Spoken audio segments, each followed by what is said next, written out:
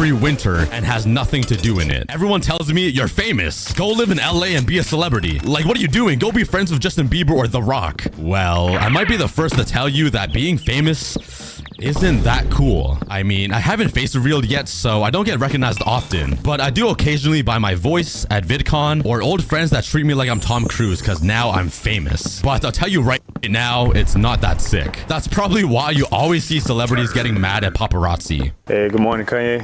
Shut the up. But I'm not a celebrity or a rock star. I just scream into my mic and ape on video games. Don't get me wrong though, I would love to meet all of my fans one day and talk. That's literally my next dream goal.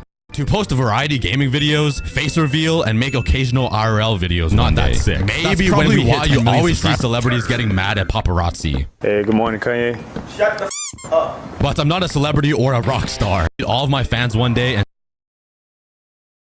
so subscribe right now if you want a face reveal. But the famous part that people fantasize over is kind of overhyped in my opinion. Like, we are still people. I still want to feel like a person. The only difference is that millions of people know my name now, but like, I still gotta put on my own pants every morning or scrub my own back, you know? The reason why I don't live anywhere else is because I enjoy my little life in Canada. My entire life is here. All of my friends and family keep me grounded. They don't treat me differently because I have 6 million subscribers, and realistically, nobody should. I still want to feel like a human because I literally am. I've had people treat me horribly after they found out I was a famous YouTuber, but that's a story for another time. So why did I say you sorta get freedom? Well, I had the dream of being a full-time YouTuber so I didn't have to work a 9-to-5 job. But now I work a 24/7, so I rarely have time to enjoy myself and my personal life. You might not like to hear this, and no YouTuber wants to say this, but I will. Being a YouTuber is kinda hard. Everybody thinks it's easy. Bro, I even thought that before I became a full-time YouTuber. I always said, damn, this guy gets to play video games for a living and makes money? Bro's life is on easy mode. He might even be on peaceful difficulty with totems. But I realized it's not that easy. At least for me. Maybe I'm a baby, I don't know. I'm not complaining. Like I said, I love my job. It's so awesome entertaining you guys and building the best army on YouTube. But I guess there's more to being a YouTuber that meets the eye. You guys obviously just see me playing games, but behind the scenes, it's a lot of business, hiring, team managing, stupid tax stuff, planning, and boring things you wouldn't really think of. A lot of you still think I make all of my videos by myself, but it might surprise you that I have a team of 17 amazing people to make these Minecraft and Roblox videos happen. Now with these very cool looking animations that you're watching, which looks so sick, shout out to the animators, adds like another 8 people. So this YouTube dream basically became running a full-blown media company, which again is amazing. I'd rather do this job than make lattes for Karens and Lindas every morning, or build giant windows in a hot sweaty factory, or move heavy furniture in a warehouse all day, which I all did for a combined 6 years. I have some pretty hilarious stories about my previous jobs I used to work, so if you want to hear those stories, let me know. But this is by far the worst thing about being a YouTuber, at least for me personally. Now that I don't have a hard cutoff time for work like a typical job, I literally spend every available minute working because there's always something I need to get done. So now when I go out to try and enjoy myself or do normal human tasks like grocery shop, take a walk, or even hang out with friends and family, the only thing I can think of is how I am not working right now and how I'm not being productive or getting anything done. Because since I'm my own boss, I can work at any time. And during that time when I'm not working, I'm beating myself up for it. It's really bad for my mental health. But that leads us to the second negative-ish thing about being a full-time YouTuber. Burnout. You've probably seen all of these YouTubers quitting over the past year, and I really wanted to talk about that, which is sort of why I'm making this video, just to get my thoughts and feelings out. But burnout is a real thing. Being a YouTuber kind of means that you need to be perfect in every aspect to succeed. For example, your editing needs to be amazing, your ideas, execution, being entertaining, and all of the behind-the-scenes stuff I mentioned earlier, like running a team, dealing with sponsors, merch, social media, and all that, which can all get very tiring, especially because you're kind of learning how to deal with all of this as you go, and there's no playbook or guide. To me, it sometimes feels like I'm being stretched like 15 different directions at once, and it gets to a point where I break. And I personally found it very hard to forget about work and take a break. YouTube is always on my mind, even when I'm showering, going to bed, when I'm with friends. I even have dreams about YouTube. It's been really hard to disconnect and enjoy my personal life sometimes. That's one thing I miss a lot. With most normal jobs, jobs, you work the 8 hours, then you go home and forget about it completely until work starts again in the morning. For me, it feels like it's non-stop and impossible to take a mental break. So right now, you might be thinking to yourself, you're not even working, Cookie. You're playing Minecraft. Like, what are you talking about? Well, I'm gonna be real with you guys. It might be hard to believe, but sometimes it doesn't feel like I'm playing a game anymore. I hate to say it, but sometimes it feels like I'm just clocking into work. Again, don't get me wrong. I love what I do. I do have fun, and it's awesome entertaining you guys, but playing Minecraft every day all alone with a set schedule to finish this and that at a certain date and time so I can post every Friday honestly feels like an office job sometimes. And it might sound like I'm being ungrateful, but this is my dream job. I would never do anything else in the world. I love it. But like every YouTuber who retired said, a dream job is still a job. I still need to eat, you know? Okay, but now let's talk about something you are all thinking of and waiting for. The YouTube money. Oh, Cookie, how can you say your job is so bad when you make so much money? Shut up. Nah, I'm just kidding. But yeah, you are right. We all know YouTubers make a lot of money. The kind of money that I will never ever deserve. The fact that I make more than a doctor who literally saves lives and who we rely on to keep us healthy honestly makes me very sad and feel very guilty, which is one thing I've always felt ever since I became a YouTuber. Guilt.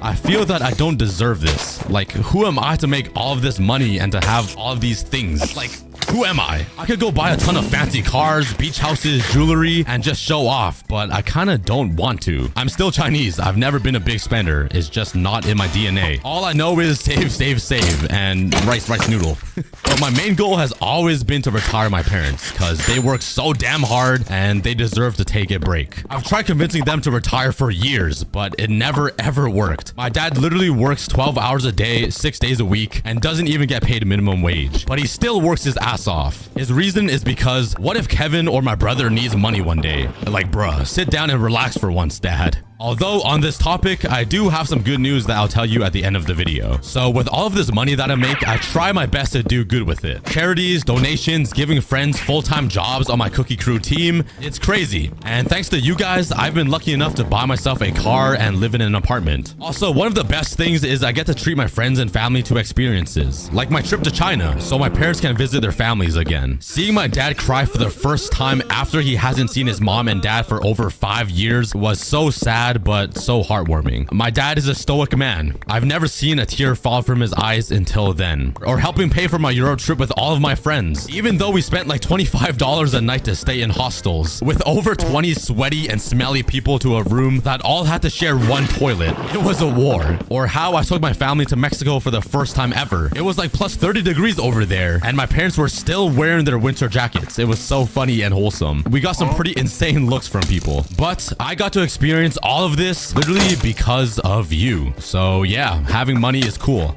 I'm so grateful. Knowing that I can provide for my future kids one day and give them a life that I didn't have growing up makes me so happy. But remember, money doesn't fix everything. We're still human and life still happens. But maybe one day I'll treat myself to a McDonald's Happy Meal. So what was that one thing that almost ruined my life when I became a YouTuber? It wasn't the fame, money, or the stress. So what was it? Honestly, it was the sacrifice. The sacrifices I made that damaged my relationship with my family to get here. I literally threw everything away to chase my dream of becoming a YouTuber. I quit my job, I dropped out of school, my mom and I got into huge arguments, fights with my brother, and I got booted out of the house. All within like 5 months. My mom and I weren't on talking terms for a pretty long time. But if you want the full story, go watch my Draw My Life video where I explained it all. So yeah, turning your hobby of creating videos into a full-time job doesn't need to be as dramatic as my situation, but it does take a perfect storm of hard work, dedication, consistency, talent, strategy, and to be fair, luck, and just losing your mind until it happens. And the second it happens, that hobby almost immediately starts feeling like a job, at least in my story. Something you gotta keep oiled up, maintenance, and running because you want the train to keep moving along the tracks. But if you want it bad enough, it's so worth it at the end. If your dream is to become a YouTuber like mine was, my advice is to do it because you love it. Do it without the thought of money and do it out of passion. We all get trapped in following the next biggest trend or doing what's popular, but after 3 years of being a YouTuber, I realized that you just gotta do what makes you happy, what videos you think are funny, and to just have fun. That's why I made this video. Anyways, after all of that, it might sound like I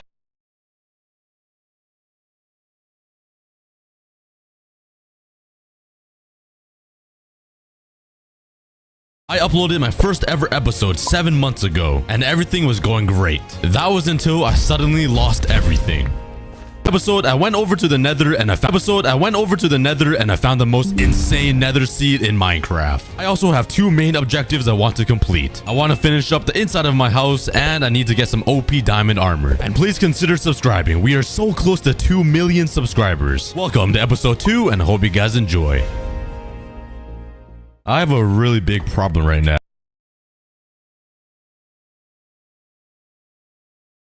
Okay, wow, that's actually looking pretty sick already. I can't even imagine what this is gonna look like.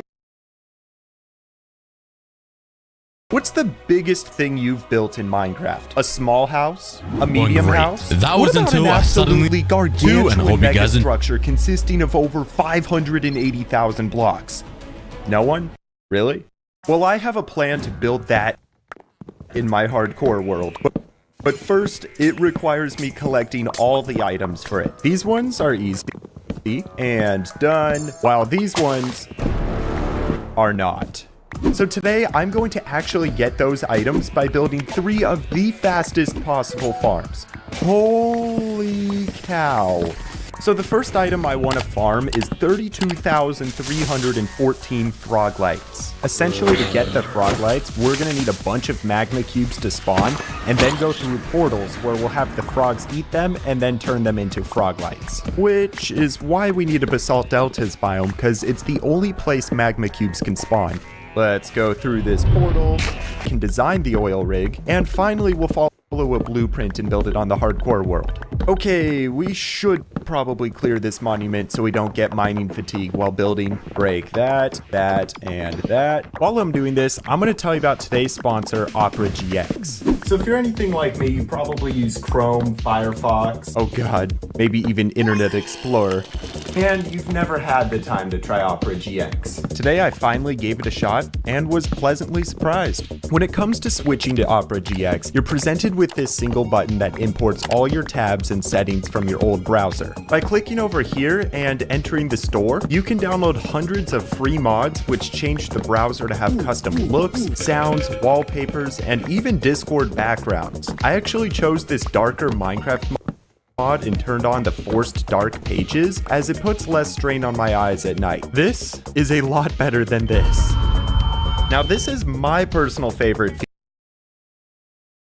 feature. By using the link in the description, you can see the 12 latest videos I've uploaded right here. And if you're worried that this might cause lag, have no fear, because in the settings you can limit the amount of RAM Opera GX is allowed to use. All these features make it an awesome browser to use. Thanks again to Opera GX for sponsoring today's video. Now that the monument's cleared, we have to plan out the locations for the 3 farms. These 2 have to be pretty far apart, because otherwise the portals will link together and everything will break.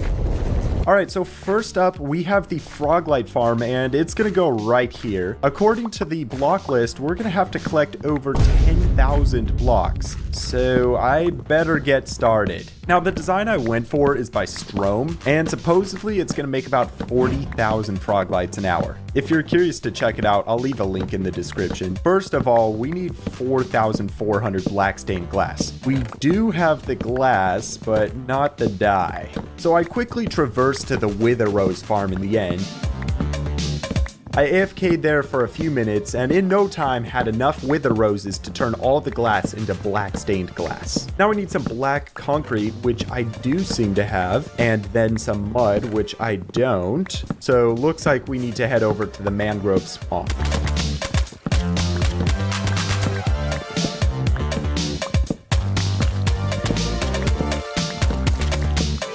Next, some rails, and let's go ahead and just power those. Then a few redstone materials.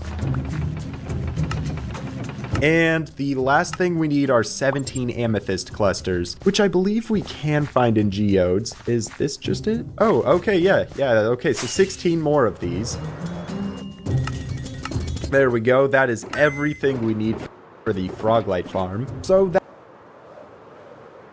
that block list was actually pretty easy. The later Shroomlight and Guardian farms are going to be much, much harder. So I feel like we should actually warm up by building the Froglight farm first and then get the materials for the other 2 afterwards. So to actually start building this, it should be relatively simple. I just need to follow the blueprint tutorial.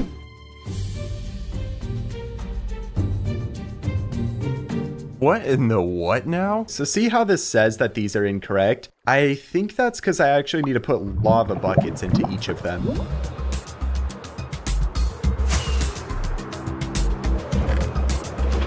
And so I spent the next couple of hours building up the farms, struggling with rails, freaking dingleberry. This isn't working. Placing glass and making water streams. So it's been a little bit and I think we're almost done, but now I need to like flood these entire cubes with water. I think we can do that by just putting water on top and then like coming down here below and sort of filling these parts in.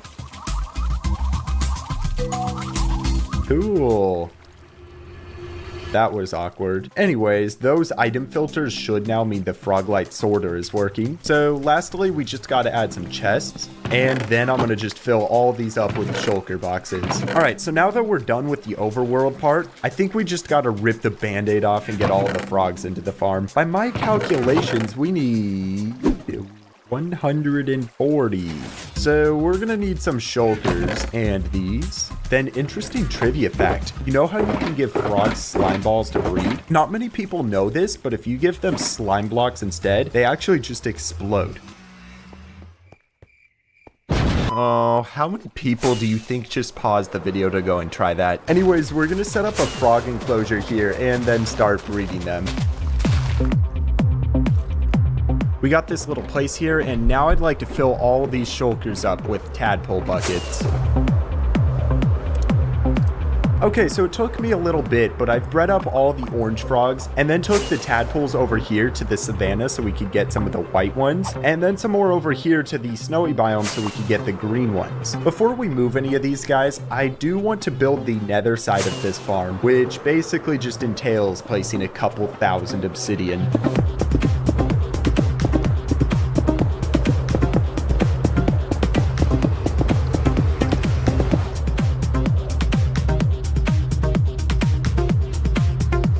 After I had built the nether portals, it was time to move the frogs into the farm. Someone on stream had the smart idea of getting the orange frogs into the farm by just placing the tadpoles in the water, and because it's a plains biome, they'll become the right color. For the green and the white frogs though, I had to use leads to grab the frogs and then pull them through portals. For the most part, it was easy enough, although there was the occasional outlier. If you don't go through the freaking portal now, I'll dox you.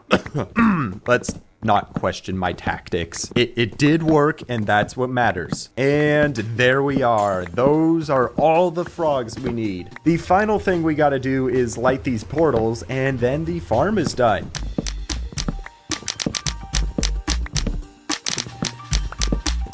All right, we gotta at least test it. I believe I just have to come up here on this platform, and then in the overworld, a bunch of magma cubes should be drowning in the water and then turning into mini cubes, where they then fall onto the frogs and become their dinner. Nice! That's the first farm working! So in theory, to get all the frog lights I need, I should just have to AFK here overnight, and I will have enough. Alright then, let's go ahead and move on to the next one, the Shroomlight farm. And you know, I'm just genuinely so pumped to make this. So let's start with getting all these lower items.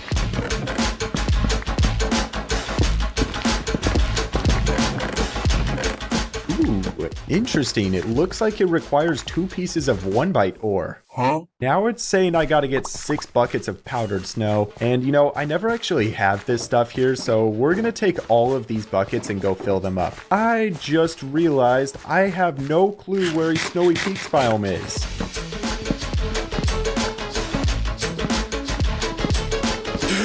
That took me like 45 minutes to find.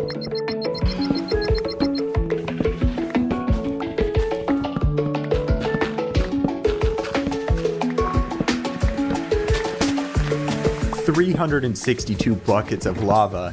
Well, there's only one way to do this. Finally, pistons, glass, stone, and then 6,729 polished deep slate. Items have been acquired. What? No, You didn't see though. Oh, okay, fine. Yeah, I somehow managed to make a chest monster in my literal storage system. That's like the Oxford Dictionary definition of the meaning of the word oxymoron. As I built the Shroomlight farm, I realized the task was much larger than I had initially expected. Mostly because the phantoms kept attacking me and knocking me off. Alright, we're gonna fill in these. No, what did I do? No, I was having a ton of fun, as you can clearly tell. So right over here, I want to start the main bone meal towers. Basically, this Shroomlight farm goes in the middle, and then to get the Shroomlights, you need warped fungus trees. But to get those, you need warped fungi, and then bone meal to grow it. So in a creative world, I got this basic design by Dave Rooney, and then put 2 of these massive bone meal towers on the sides, which should be enough to keep it running forever. Back on the hardcore world, I built the bone meal towers layer by layer. They weren't necessarily the hardest thing to build, but just time consuming, because I needed to place lava, fill the dispensers with buckets, and then place water on the ground. By the end of the first tower, I had spent 80 hours on the farm.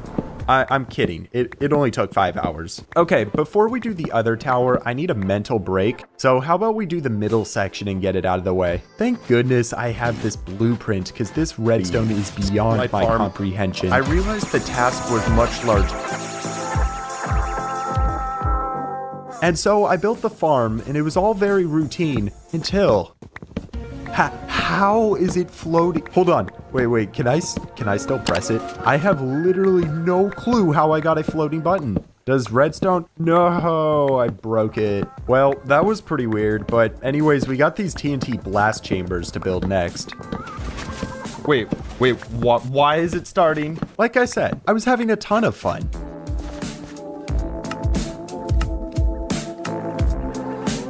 And before I knew it, the second bone meal tower was finished. And here we are, the farm is finished. So by flicking this lever, the bone meal towers are gonna turn on and then start producing bone meal. Except for right now, they're gonna be really slow because they're mostly empty. So I'll let them run for maybe like an hour until they're fully filled up.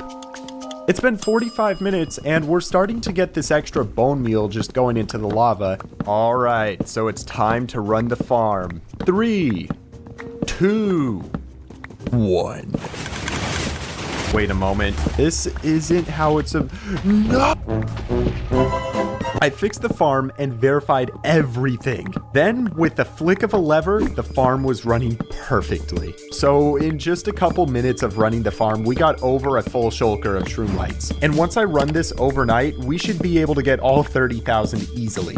Just like that, I had completed 2 of the OP farms. But as crazy as these are, they're nothing compared to the final farm. I found a design by Nembon for a Guardian farm that produces over 500,000 items every hour. However, to make this farm, we first need to clear all of this water, which is going to require a lot of sand. And you know, no, actually, I don't want to use this sand because everyone uses normal sand. How about we use this red sand just for the heck of it? And now we need a little platform above the monument for our shulkers and chests and stuff. And then how about a conduit so I can breathe underwater? And a beacon for all the effects. Now that I can breathe, we're going to come in here and just begin marking out an outline.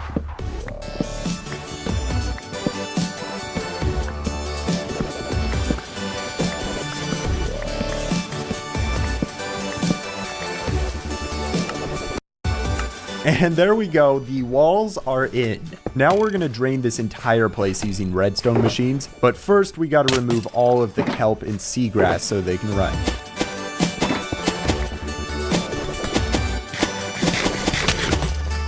Then the whole monument actually needs to be cleared. So... And also to answer any questions why there aren't any guardians spawning, it's because I have a mob switch that's preventing them all from spawning. But anyways, now we got this entire region. But it still has water, and for the farm to run, it's all gotta go. So I was thinking the best way to do this would be to use redstone machines that move through the water and drain it as they go. And fortunately, from the research I did, this machine can do that pretty easily, and the block list is even pretty simple. So we'll begin by making some sand and leaf outlines here. Finally, those machines need to go up top. Break these, place those. Nice, the machines should be all ready. I always hate this. Perfect. They've started up. Are they gonna switch to... Yes, awesome, it works. Then we'll just have to sit here for a little while these flying machines clear away this entire region.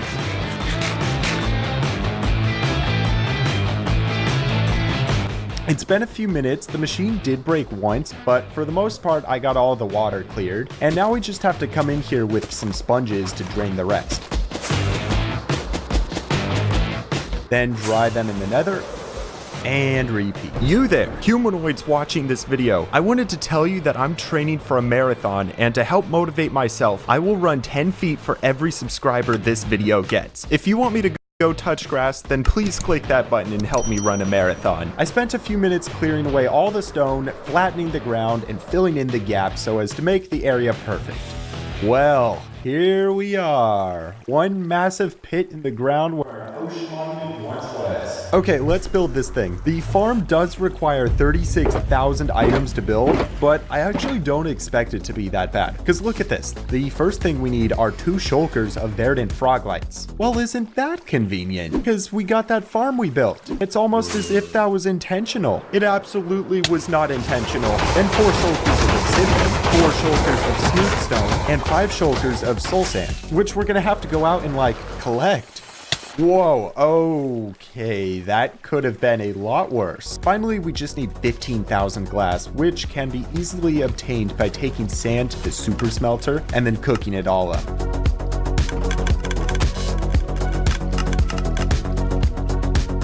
And there we are. Once more, all of the items for the farm have been collected. And yeah, this technically is the last thing I want to build, but I still want to decorate it. Anyways, I quickly made this nether side for the guardian farm. Essentially, the guardians are going to fall from up there and then splat onto the ground where their carcasses are going to get pushed by these pistons into the hoppers, and then I'll collect the drops. That was a disgusting way of saying that. So that's one side of the farm done easily, but over here... Okay, how about we start by just cleaning up this area a bit?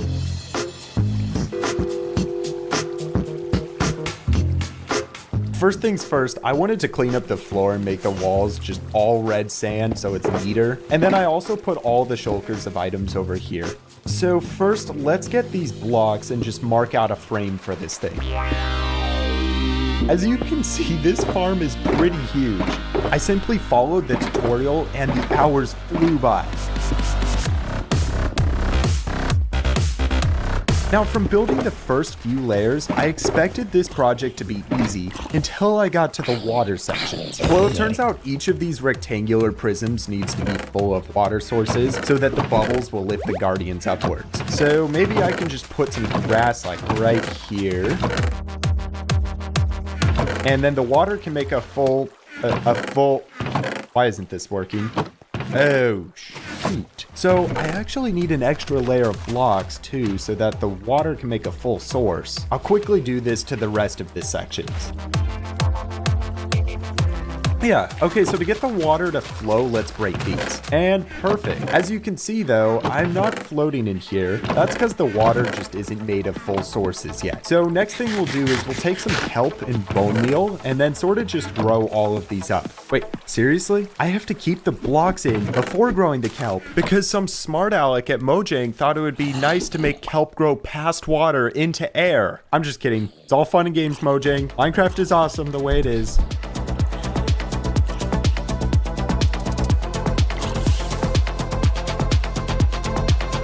The farm percentage increased. I quickly got the second and the third layers in, then just repeated the same process with the kelp. Finally, some of the kelp hadn't fully grown, so I took some bone meal and went into every one of the containers and grew all of the kelp to ensure that every water source was full. It's been a few hours, everyone, and the last thing we need to do is remove all the kelp, grass, and then light the portals. Now, as we remove this grass, I think I can just come in here and also light the portals. Yes. I know the video didn't look like it, but this farm easily took me at least 15 hours to build, so I am so excited to see if it works. So typically you can run this farm on single player, but for the video I created a copy of my world and then spawned a player in the overworld so we can see the nether side of it running. Oh my gosh, holy crap. Wow. That's actually crazy. And just like that, the third and final farm was created. I had already spent over 40 hours on the project, but this is only the beginning because I still want to add decorations to the farms. All right, so the plan for the decoration is to make a massive oil rig that's going to sit on top of the Guardian farm, completely hiding that hideous red sand cube there. Typically, this type of thing isn't the easiest to design on hardcore mode, so we're actually going to hop onto a creative world and get planning. So I want to inspire myself by doing as much research as I can on oil rigs, and also that way the one that we make is going to be much more realistic and it's just going to look a lot cooler. I found a really cool oil rig called the Brent Delta located in the United Kingdom. I think this would be a cool inspiration to try and replicate. First off, we have the pillars that are holding the entire rig up. Now, an interesting thing I learned about oil rigs is that they actually don't connect to the ocean floor. These are like massive tubes that allow thousands of tons of metal to just float on the water. I know, it's crazy, right? I of course had the next question of how do the oil rigs balance? Because if there's like one pillar, what's just keeping it from plopping over or something? And what I found about these oil rigs is that they sometimes attach massive cables to the ocean floor on all the sides to fix that problem. So for our build, we're going to try to make some of these massive pillars and then just begin with having them float on the water. The other cool fact about oil rigs is that they're usually built on land and then shipped to sea, just like we're doing in the creative world and then shipping it to the hardcore world once it's designed. I feel like we now know enough to at least get started. If you remember Shovel from the Avatar Islands video, he's a master builder who's going to offer me some assistance with essentially creating steps for me to work through, because I'm going to be honest, I have no clue where to begin with making this. So this rig is pretty chaotic. There's a bunch of different stuff like crates, scaffolding, platforms, and cranes. So where would you say is like the best place to start? You might want to make all these assets individually first and then paste them together afterwards. Oh yeah, I'll try that. So I first built a few crate designs with different shapes, sizes, and colors. These are going to make up the main structure of the oil rig. As you can see in the photo, it has a lot of levels to it, so hopefully these can replicate that accurately. Next, I used some commands to build some scaffolding. We have the gray ones and the yellow ones. I always say how much fun this type of building is because you can just be so much more creative when you aren't limited to hardcore mode. Would you ever be interested in watching me make maybe creative builds for videos? Well, anyways, we have those assets. Next, I'd like to make a crane. Shovel actually offered me a basic asset he already had. So I took it and then made a base for it. After that, I added this massive wheel on top, which provides support and allows the crane to rotate. After texturing a few other parts of it, I had the first crane asset completed. Dude, that claw is so rad. Finally, I wanted to make the base pillars for the rig. For these, I created some diamond, gold, and emerald walls. I then textured and added some depth plus height and extra blocks to give more detail. And here we are, that should be everything. I'm gonna call Shovel and ask what to do next. Hey, Shovel, I got the assets over here. Oh, nice. So how would you say I should start shaping this? All right, here, let's bring this base over. Then you should probably get the walls and stuff in, but use different blocks so you can change them out later. Oh, yeah, I see what you mean. So Shovel and I spent the next few hours really just practicing the shape. An interesting thing he said was that builds like these need to be organized chaos. What that means is even though all these crates look random and messy, they still have to have some level of organization to them, such as similar shapes and heights of all the blocks. This is the type of thinking that I believe will take a basic build to the next level. So I can thank Shovel for that.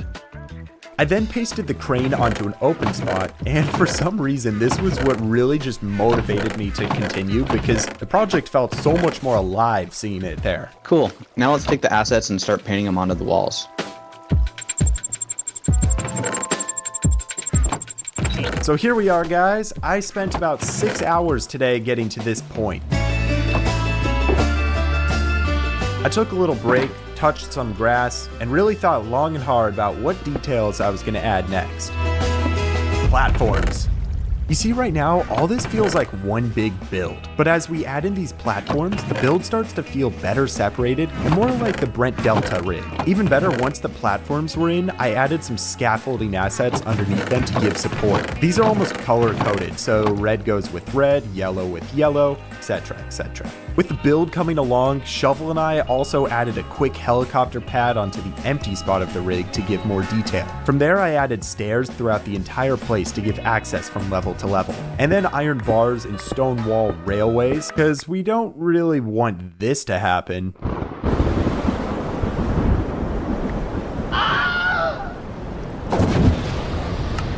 Man overboard! I then pasted some forge and tower assets throughout the entire rig. These made the place look much more mechanical and industrial, which is exactly the look I was going for. Then we added this cute little helicopter on the pad, and finally, I went throughout the entire place placing diamond and gold pipes, so that way with one command they could all be changed into better blocks. And there we are, that's the entire rig completed. This actually looks so good. Here, let me select this whole region and see how many blocks it is.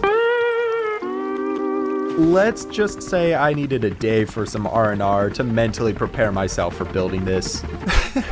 Why do I do this to myself? Anyways, let's collect all these items. I almost forgot that this build requires 4 dragon eggs just for the flex. And you might be wondering how I actually have multiple dragon eggs. That's because a while back I made a dragon egg duper. Sorry, something was in my throat there. I meant to say farm. Looks like most of these are pretty easy to collect, so I'll quickly speed through them.